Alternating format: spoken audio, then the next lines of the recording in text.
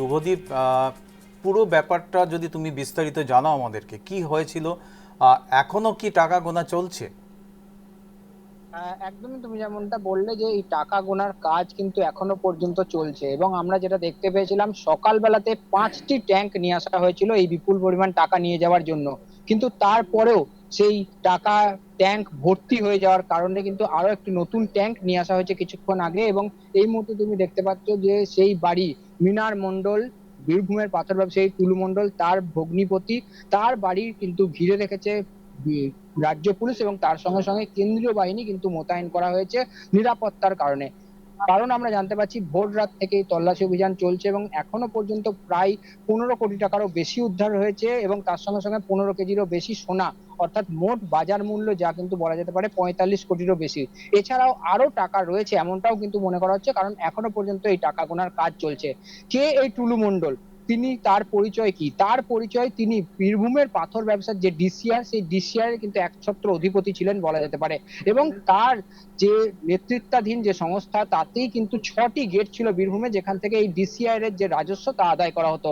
কিন্তু সেই রাজস্ব, বিপুল পরিমাণে রাজস্ব কিন্তু ফাঁকি দেওয়া হয়েছে, সেই অভিযোগ কিন্তু আগে থেকেই বিজেপি করেছিল, এবং সেরকম কিন্তু প্রমাণও তারা দিয়েছে। অর্থাৎ এক দিনে প্রায় এক মাসে 83 কোটি টাকা কিন্তু রাজস্ব দেওয়া হয়েছে। অন্যদিকে প্রত্যেক দিন টুলু মণ্ডল যখন এই রাজস্ব আদায় করতেন, তখন মাত্র 2 থেকে 3 লক্ষ টাকা দেওয়া হতো, এবং মাসে কয়েক কোটি টাকা দেওয়া হতো রাজস্ব জমা। অর্থাৎ বিপুল পরিমাণ, প্রায় প্রত্যেক মাসে 80 থেকে 90 কোটি টাকার রাজস্ব কিন্তু একদম আত্মসাৎ করা হতো, এমনটা কিন্তু মনে করা হচ্ছে। এবং সেই কারণেই কিন্তু এত বিপুল পরিমাণ চারিদিকে টাকা রয়েছে।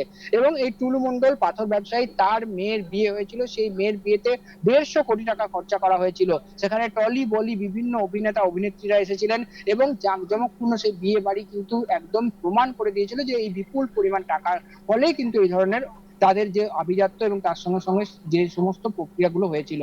এবং সেই খবর যখন পাওয়া যায় যে আজকে পুলিশ জানতে পারে যে মিনার মণ্ডল, তার বাড়িতে কিন্তু এই টাকা রয়েছে, এবং সেখানে কিন্তু রাত্রের অন্ধকারে কিন্তু পুলিশ এসে পৌঁছে এবং সমস্ত বাড়ি ঘিরে ধরে। এবং তার পরিবর্তিতে কিন্তু যে দেখা যাচ্ছে এখনো পর্যন্ত সেই ঘেরার কাজ চলছে। এবং এই মুহূর্তে কিন্তু আমরা দেখতে পাচ্ছি যে 2জন মহিলাকে নিয়ে আসা হচ্ছে, তারা কিন্তু এই বাড়িতে পরিচারিকার কাজ করতেন, এমনটা কিন্তু জানতে পারা যাচ্ছে। তাদেরকেও জিজ্ঞাসাবাদ করা হবে, এমনটাই কিন্তু জানতে পারা যাচ্ছে। এবং তাদেরকে নিয়ে যাওয়া হচ্ছে, তারা কি জানতেন বা তারা কি দেখেছিলেন, তাদেরকে এই সমস্ত কিছুই কথা বলা হচ্ছে, এমনটা কিন্তু আমরা পুলিশ সূত্রে জানতে পারছি। এবং এখনো পর্যন্ত এই যে তল্লাশি অভিযান চলেছে এবং তার পরবর্তীতে টাকা গোনার কাজ, তা কিন্তু এখনো হচ্ছে, এবং এর পরবর্তীতে আর কতক্ষণ লাগবে সেটা কিন্তু স্পষ্ট নয়। তবে যে বিপুল পরিমাণ টাকা উদ্ধার হয়েছে, সেই টাকার উৎস কি, সেটাই সব থেকে বড় বিষয় হয়ে দাঁড়িয়েছে। যে এই এত বিপুল পরিমাণ টাকা কিভাবে এসেছিল, কতটা জমা করে কি করে রাখা হচ্ছিল, এবং যে বিষয়টা শুভদীপ, পুলিশ এবং তার সঙ্গে সঙ্গে শুভদীপ, আমি তোমাকে একটা কথা জিজ্ঞেস করতে চাইছি। এই যে টুল্লু মণ্ডল, আর কি কোনো রাজনৈতিক যোগাযোগ ছিল? একদমই, টুলু মণ্ডলের যে প্রভাব প্রতিপত্তি সেটা কিন্তু 2018-19 সাল থেকে বেড়েছে, এবং তার সঙ্গে যে সরাসরি বীরভূম জেলা তৃণমূলের সভাপতি অনুব্রত মণ্ডল, তার যোগাযোগ রয়েছে, কিন্তু সেটা কিন্তু বারবার দেখা গিয়েছিল। কারণ বিভিন্ন সময় বিভিন্ন ক্ষেত্রে তাদের উপস্থিতি, এবং তার সঙ্গে সঙ্গে বীরভূম জেলায় সেই সময় তৃণমূলের যে সমস্ত নেতৃত্বরা রয়েছেন, তাদের সকলের সঙ্গেই কিন্তু তার যে একদম সৌভ্রাতৃত্বপূর্ণ সম্পর্ক ছিল, সেটাও কিন্তু স্পষ্ট হয়েছে। তবে সরাসরি তিনি কিন্তু দলের কোন রকম পদে ছিলেন না, সেটা যেমন জানতে পারা যাচ্ছে। তবে তিনি বিভিন্ন যে এই ব্যবসা, অর্থাৎ বীরভূমের যে অবৈধ পাথরের ব্যবসা, অবৈধ বালির ব্যবসা, এছাড়াও বিভিন্ন যে সমস্ত ব্যবসা, সেই ব্যবসাগুলি কিন্তু তার একছত্র আধিপত্য ছিল। সেই কারণে এতটা তার প্রভাব প্রতিপত্তি। এবং তার সঙ্গে সঙ্গে তার যে বাড়ি, তার বাড়ি থেকে এর আগেও কিন্তু আমরা দেখেছিলাম যে ইডি এবং তার সঙ্গে সঙ্গে সিবিআই, তারা কিন্তু এসে তদন্ত চালিয়েছে, তার বাড়িতে বিভিন্ন সময় তল্লাশি অভিযান চালানো হয়েছে। এবং এই মোহাম্মদ বাজারের দেউচা এলাকায়, সেখানে এই মিনার মণ্ডল, তার ভগ্নিপতি, তার বাড়িতে কিন্তু এই ধরনের যে বিপুল টাকার যে পাওয়া গেল গুপ্তধন যাকে বলা যেতে পারে, একটি ঘরের মধ্যে কিন্তু সেই টাকা একদম ব্যাগ ভর্তি করে রাখা ছিল, এবং তার সঙ্গে সঙ্গে সোনার যে বিস্কিট এবং তার সঙ্গে সঙ্গে বিভিন্ন সোনার বাঁট যেগুলো, সেগুলো রাখা ছিল।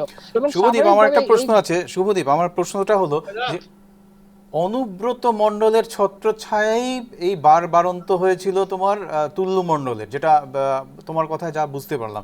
এবার আমার কথা হলো যে সোনার যে বারগুলো, বিস্কিটগুলো যে উদ্ধার হয়েছে, সেটার পেছনে কি কোনো চোরাচালান চক্রের যোগাযোগ রয়েছে?